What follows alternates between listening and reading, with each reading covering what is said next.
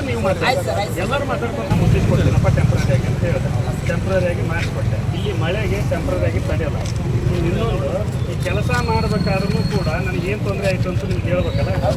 Concrete ಹಾಕ್ಲಿಕ್ಕೆ ಹೋದೆ ನಾನು ಪರ್ಮನೆಂಟ್. ಹಾಕಿದ ತಕ್ಷಣ ಇನ್ನೂ ಹಸಿರೇ ಇತ್ತು. ಇಟ್ಟಂಥ ಕಲ್ಲನ್ನು ಕಿತ್ತು ಗಾಡಿನೆಲ್ಲ ತೊಗೊಂಡು ಹೋದ್ರು ಮತ್ತು ಹಾಳು ಮಾಡಿಟ್ರು ಅದನ್ನು. ಅದಾದಮೇಲೆ ಇನ್ಸ್ಟಂಟದ್ದು ಇದನ್ನು ತೊಗೊಂಬಂದೆ. ಯಾವುದೋ ಮೇಡಮ್ ಒಂಚೂರು ಇದನ್ನು ತೊಗೊಂಬಂದು ಹಾಕಿದೆ, ಡಾಂಬರ್ ಹಾಕಿ. ಅದು ಕ್ಲಿಯರ್ ಆಯಿತು. ಅದು ಯಾಕಂತಂದ್ರೆ ಅಲ್ಲೇ ನಮ್ಮ ಮತ್ತು ಸಮಸ್ಯೆ ಆಯಿತು, ಮಳೆ ಜಾಸ್ತಿ ಆಯಿತು. ಆಮೇಲೆ ಏನು ಮಾಡಿದ್ವಿ, ಇದು ತೊಂದರೆ ಆಗೋದು ಬೇಡ, ಮಳೆ ನಿಂತ ಮೇಲೆ ಕವರ್ ಮಾಡೋಣ ಅಂತ ಆಯಿತು. ಈ ಮಳೆ ಇನ್ನೂ ಈ ತಿಂಗಳು ಎಂಟುವರೆಗೂ ಇದೆ ಅಂತಿದೆ. ಇಲ್ಲ ಸರ್, ಇನ್ನು 4 ತಿಂಗಳು ಮಳೆ ಇದೆ. ಇನ್ನು 4 ತಿಂಗಳ ತನಕ ನಮ್ಮ ಜನರು ಸತ್ತೋಗೋರು. ಬಡವರು ಸರ್, ಒಂದು ನಿಮಿಷ ಸರ್, ನಮ್ದೊಂದು ಕೇಳಿ. ಈ ಬಡವರು ದಿವಸಕ್ಕೆ 200 ರೂಪಾಯಿ 300 ರೂಪಾಯಿ ಗಳಿಸೋರು. ದಿವಸ ಖರ್ಚು ಅವ್ರನ್ನ 400 ರೂಪಾಯಿ ಬರ್ತದೆ ರಿಕ್ಷಾ ಮುರಿದ್ರೆ. ಹಿಂಗೆ ಪರಿಸ್ಥಿತಿಯಲ್ಲಿ ಇದ್ದಾಗ ಇವ್ರು ಏನು ಮಾಡಬೇಕು? ಹೆಂಡತಿ ಮಕ್ಕಳನ್ನು ಹೆಂಗೆ ಸಾಕಿಸ್ಬೇಕು? ಶಾಲೆಗೆ ಹೆಂಗೆ ಆಗಬೇಕು? ಶಾಲೆ ಓದಿಸ್ಲಿಕ್ಕೆ ಹೆಂಗೆ ಮಾಡಬೇಕು? ನೀವು ಹೇಳಿ ಸರ್.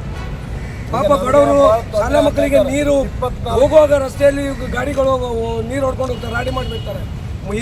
ಇವರು ಹಿರಿಯ ನಾಗರಿಕರು ಹೋಗುವಾಗ ಹೊಂಡದಲ್ಲಿ ಬಿತ್ಕೊಂಡು ಹಾಸ್ಪಿಟ್ಲಿಗೆ ಅಡ್ಮಿಟ್ ಆಗಿದ್ದಾರೆ.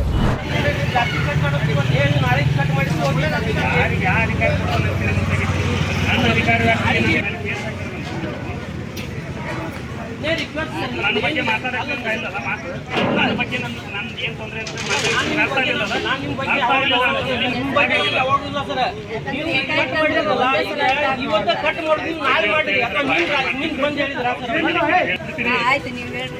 ಕೇಳಬೇಕಾದ್ರೆ ಯಾರ್ಯಾರು ಅವಾಗ ನಮ್ಮ ಸಿಬ್ಬಂದಿಗೆ ಮಾಡಿದ್ರೆ ನನ್ನ ಬಗ್ಗೆ ನೀವು ಯಾರಾದ್ರೂ ಮಾತಾಡಿದ್ರಿ.